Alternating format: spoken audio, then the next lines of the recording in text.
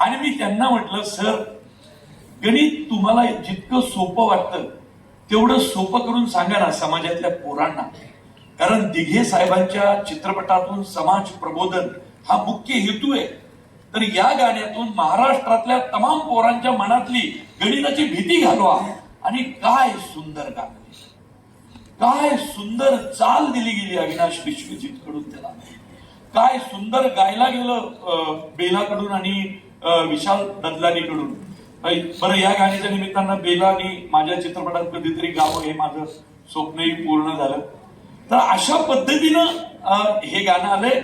त्यामुळं महाराष्ट्रातला एकही लहान मुलगा नसावा, त्याचे पालक नसावे ज्यांनी हा चित्रपट पाहिला नाही. कारण का माहितीये का, तुमच्या मुलाच्या मनातील गणिताची भीती हा चित्रपट काढणार आहे, एवढंच मी सांगतो.